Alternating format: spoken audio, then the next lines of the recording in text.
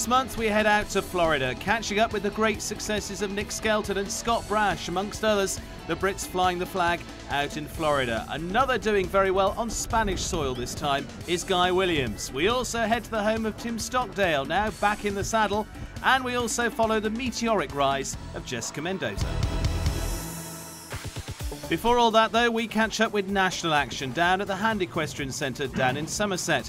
The last of the winter premiere shows of the season before everyone heads outdoors. Trevor Breen was the Winter Grand Prix winner there with Adventure de Cannes, the second of his Winter Grand Prix of the season, and also went on to win in Strasille. Joanne McGlory finished in second spot, the ever-consistent Camilo, who's been putting in the results all throughout the winter season. And in third place, Helen Treadwell and the great servant Opportunity B. Won so many classes for her on the county circuit, prep up for their season. And making the long trip from Suffolk, Tim Page finished in fourth place, picking up good prize money for that one with Quentin Tarantino. The series also saw the final qualifier before the summer break of the Team Merca World Class programme Under-23 Championship, won by Jessica Mendoza from Wiltshire on her mother Sarah's Classic High Fly.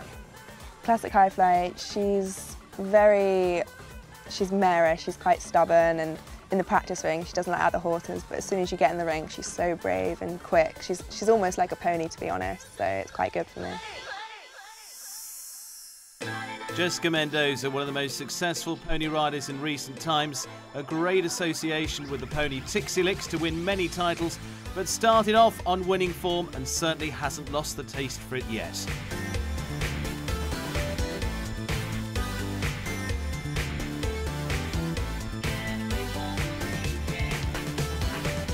We headed down to Wiltshire to Team Mendoza to find out a little bit more about this European pony gold medalist.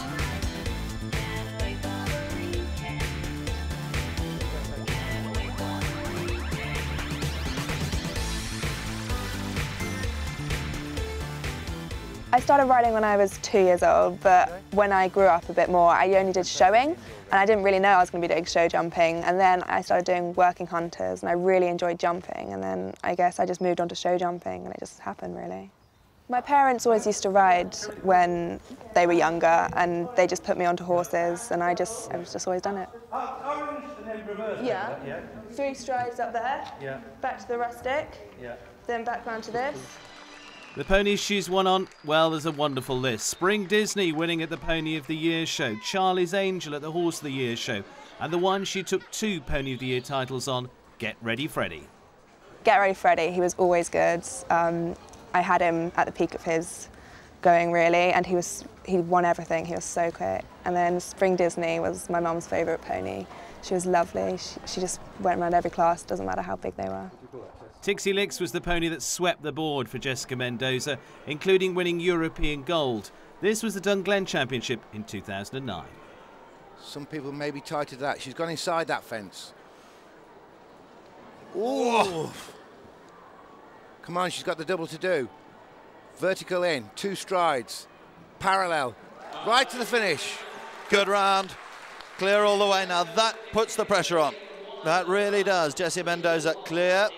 I don't think I could ever get a horse as good as her or anything. She's completely amazing. She'll do anything, take off anywhere, and she's just incredible, really. She's careful, she's brave, she's quick. There's not much I can fault her on, really. This is Tixie Licks. Come on. She's a bit stubborn. She might not want to talk to us. She's definitely the best pony I've had. She's incredible. She wins so much for me. We're going to have to sell her at the end of the year. It'd be very sad for me, but we've got to do it.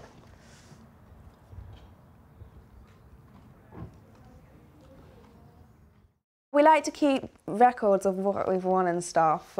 We do write it down. I think we have a book as well.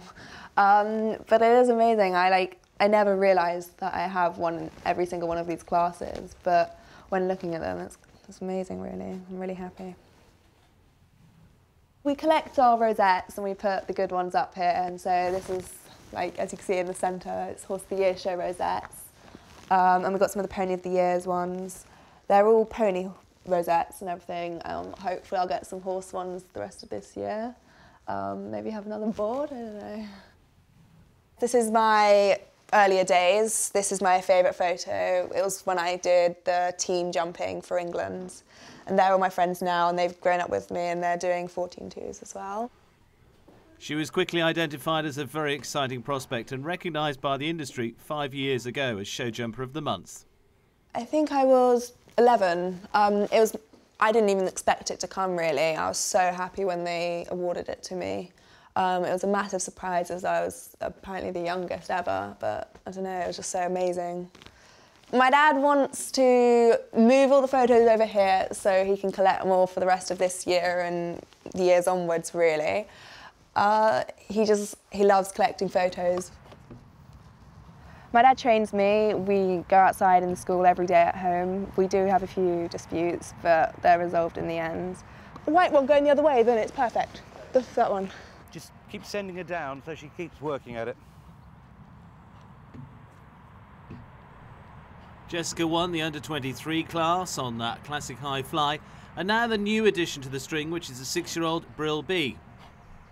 Well, it's a young horse. It's got bags of scope, and the problem with it, it's difficult to get to the bottom of the horse and know actually how good it is. I think it's an exceptionally good horse. And as a result, it doesn't try very hard.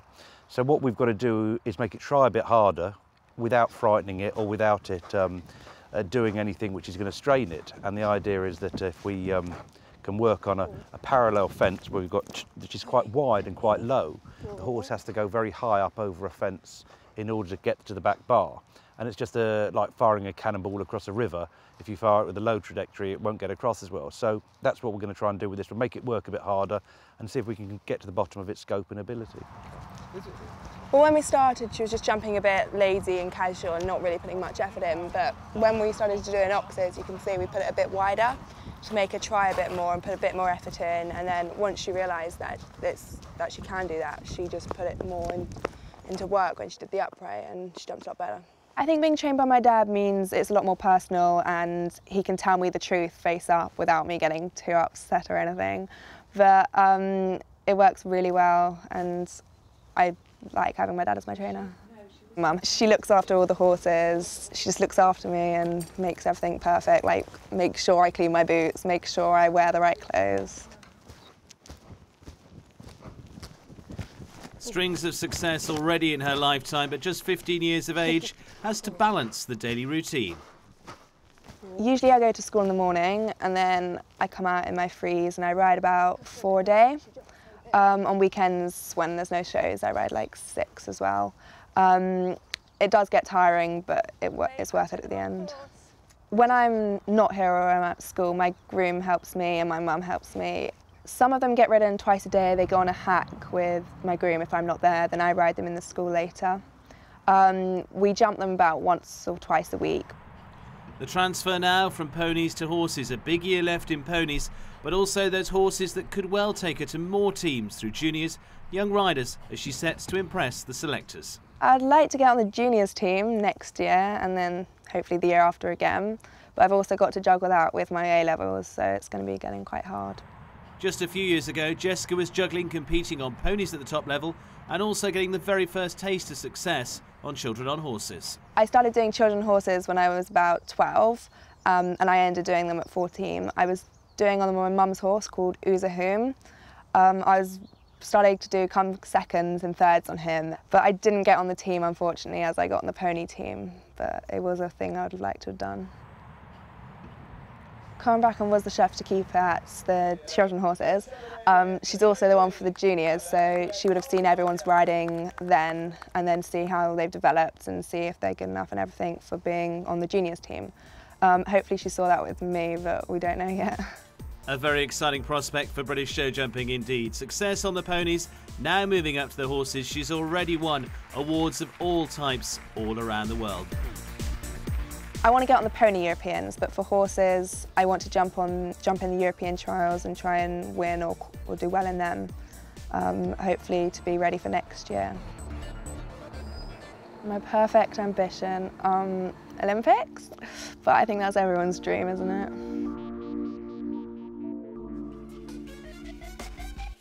Jessica will be up against all these big names as we take a look at the Young Riders Top 10. Carrion Scudamore takes 10th spot. Lincolnshire-based Spencer Rowe in 9th this month. In 8th, Staffordshire's Joe Davison. Based up in Scotland, Greg Taylor on the rise, sits in 7th. And in 6th place, Abigail Newbury, trained by Tony. In 5th place this month, Tim Stockdale trained Jessica Dimmock. In 4th place, James Smith from Scotland. George Whittaker in 3rd place. Second going to Horse of the Year show winner Lucy Guild. And the combination at the top of the table is the prolific winning Chloe Aston from Buckinghamshire. The young riders all stepping up a gear for the outdoor season. They'll be heading for the trials in just a few weeks' time. Will any of these be part of the teams for Great Britain in 2012? After the break, we focus on the road to 2012 with British action from Wellington in Florida, and also Tim Stockdale focuses his string for this year.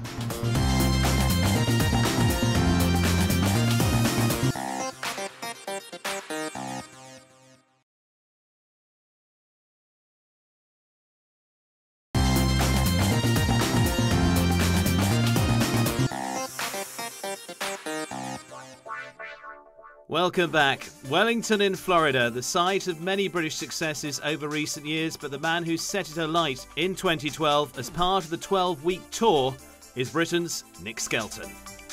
Surely the leading rider of the show, including wins in the $150,000 Wellington Equestrian Grand Prix. Started with wins from week 1 right the way through until the finish, has included everything from World Cup wins to top big money wins, with many dollars headed back to Great Britain. This is the preparation ground for Nick Skelton's campaign for London 2012. Carlo, the horse that he took to the European Championships, gives him certainly his best prospect, but backed up by the very talented Big Star, two-handed going towards the championships this year.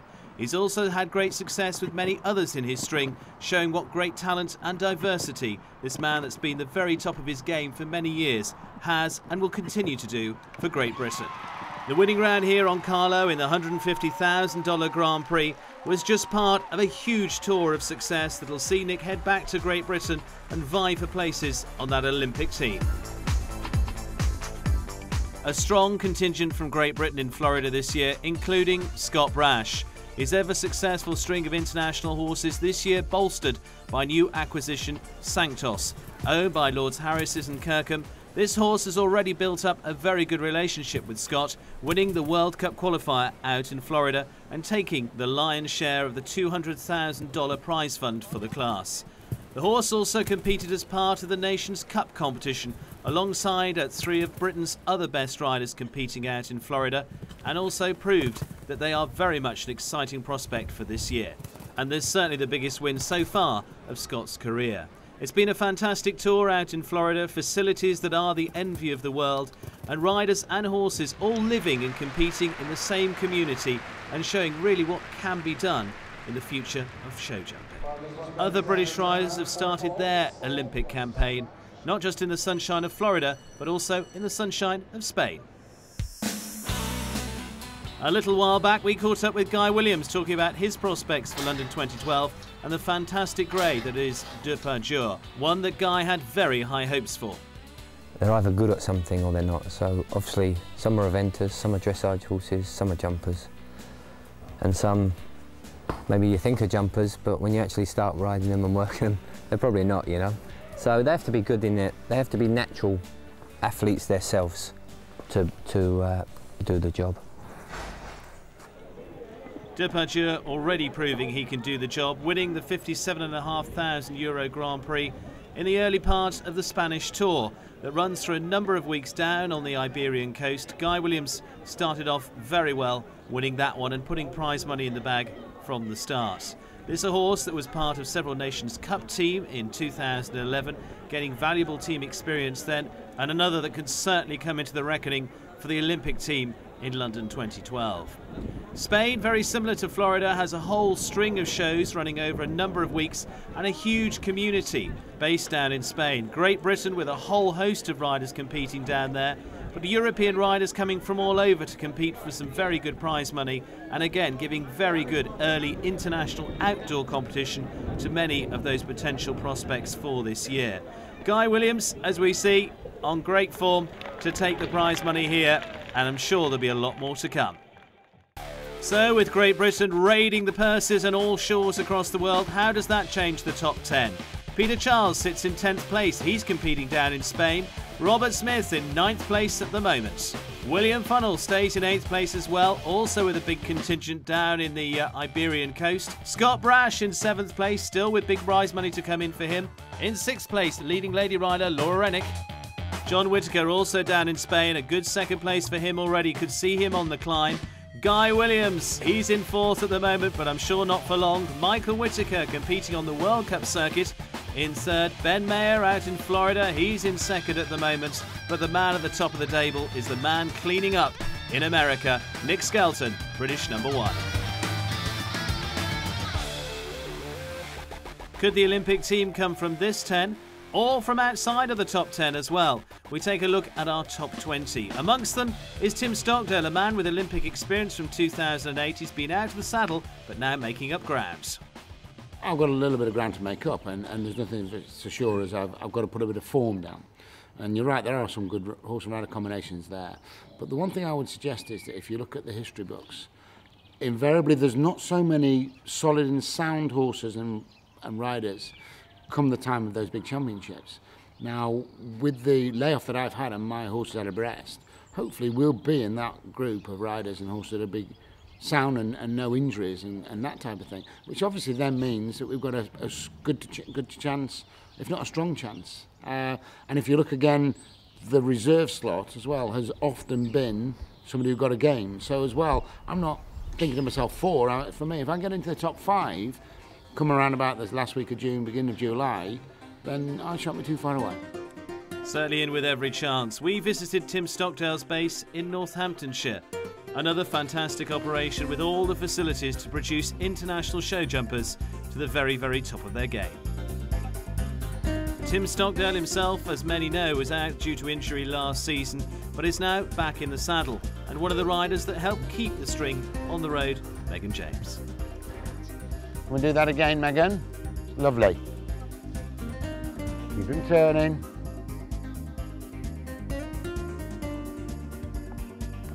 Okay, good girl. Megan seen here on Toymaker, and Tim Stockdale back in the saddle on the equine mountain that is Fresh Direct K2. Huge jumping horse, but the horse that's really taken him to international success most recently is King George winner Calico Bay. Seen here working the horse, it's not just about the athletic jump of the horse, but at this level, also keeping the horse at peak fitness. The difficulty we face with our sport is getting the horses to be as prepared for the big occasion as the riders. And that's a skill on its own. You've got to have a lot of feel for that. Confidence is obviously a major thing, and shows up and down the country and on the continent help prepare for the big league. Some people go to Spain, America. I'm intending to go to Italy for 4 weeks to have a run of shows where we can get to match fitness, almost like a row of friendlies. But we mustn't overdo that to the point of our horses are then sick of jumping and they are aching and sore because they're jumping too much. They're not machines. So it's a real balance.